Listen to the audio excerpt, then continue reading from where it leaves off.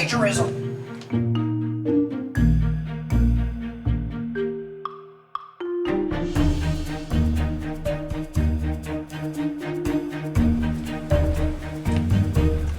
Mr. Wayne. Betsy, hi.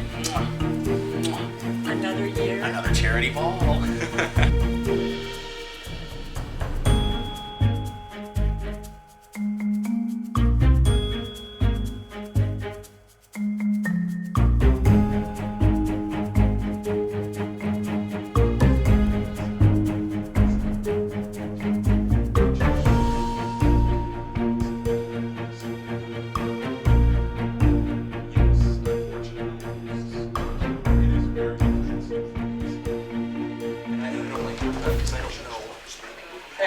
Hey, Clark.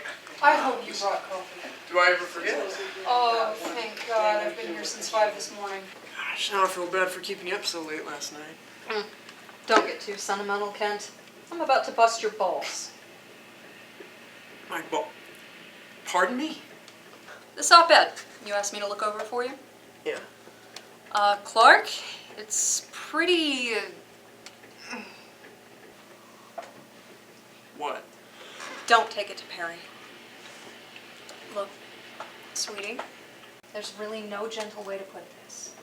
But this piece makes you sound like a deranged old man standing on the street corner wearing nothing but a cardboard sign shouting about the end of days. No, it doesn't. Jeez. Yes, Clark, it does. All Perry asked for was a dissenting opinion column on City Council voting against expanding tax cuts for businesses who installed solar panels last year.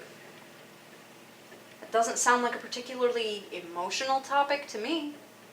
Emotional? Come on, I wasn't being emotional. I just wrote the article.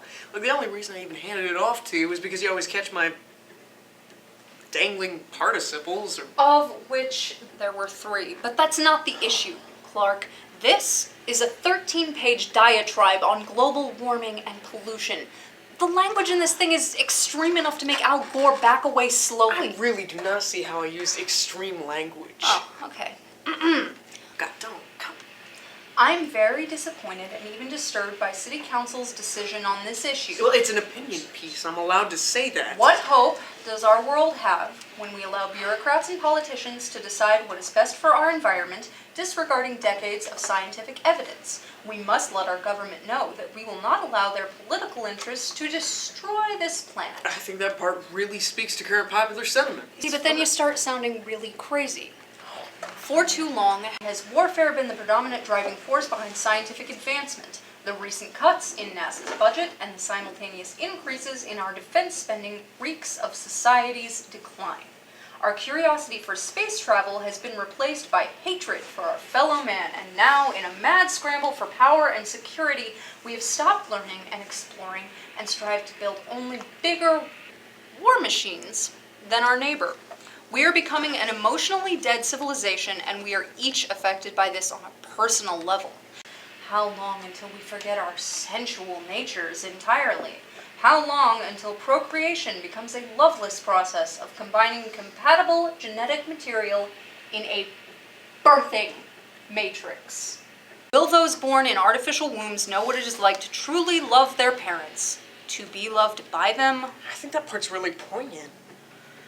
If we continue on our current path of ground-scorching warfare and feigned ignorance to the cries of our suffering planet, our best hope is that 1 or 2 of us will have the courage to send their children off-world and save them from the inevitable violent destruction.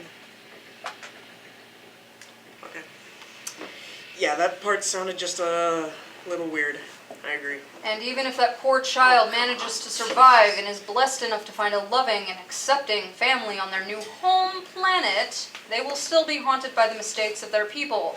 For instance, who's to say that a nuclear holocaust, combined with millennia of careless, greedy mining as we feed our insatiable hunger for fossil fuels, couldn't cause the Earth's core to destabilize and explode, rending our planet into billions of deadly radioactive pieces, which will inevitably find their way to that child's new home, where his enemies will use it to make him sick and weak, and pain will cause memories of his ancestors' blind disregard for the fate of that lost planet to fill him with bitter loneliness.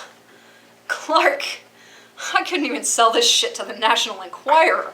Okay, all right, I get it. That's a run-on sentence. You know, fix it. I don't care about the run-on sentence. I'm worried about you, Clark.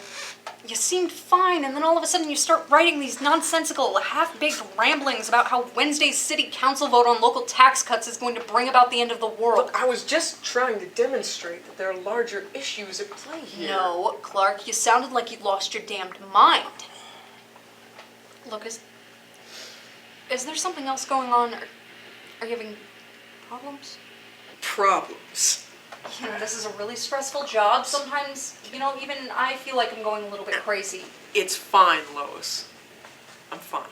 Still think this is publishable? Yes, I do. In fact, I think people need to hear this. See, that tells me, Clark, that you are not fine. Why do I get the sense that there's still something you're just not telling me? Oh my God. Is it me? Are we just taking things No. too fast? No, Lois,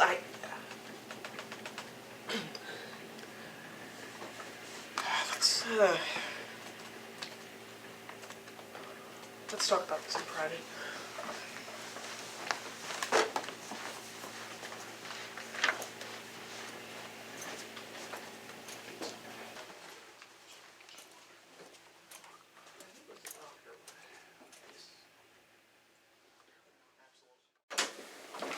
Mark. Oh, this is not what okay, later, save it, please. Listen, Lois, look, I know all of that sounded like I had gone off the deep end. But I've got a good reason, so hear me out. The reason that I care so much about global warming and the environment, the reason that that op-ed was so important to me, Lois, I'm speaking from personal experience. What? I'm from a different planet, Lois. But that planet is gone now because it was full of politicians who cared more about winning wars than they did about people. Because of them, my parents and everyone like me is dead now. Your parents, who are in Kansas. No, my real parents, Lois. John and Martha. They found me. I'm from a place called Krypton. And I'm sorry I couldn't tell you any of this any sooner. I've made a lot of enemies. I didn't want any of them to come looking for you. What enemies, Clark? What are you talking about? Lois.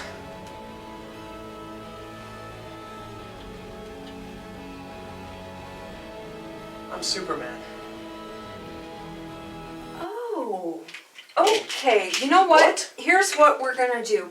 I will write you a new op-ed and I'm gonna turn it into Perry by 5 o'clock. No, Here are some Xanax and Why some do you have Klonopin. Xanax? You take those and go home. I will cover for you. I don't need Lois. I'm really Superman.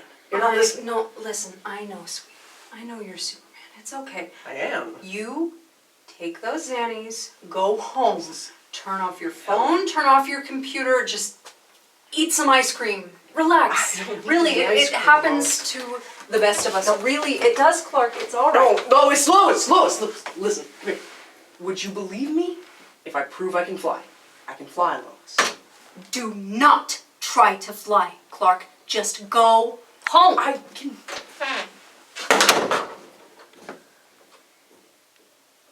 Well, what am I supposed to do? Take the bus?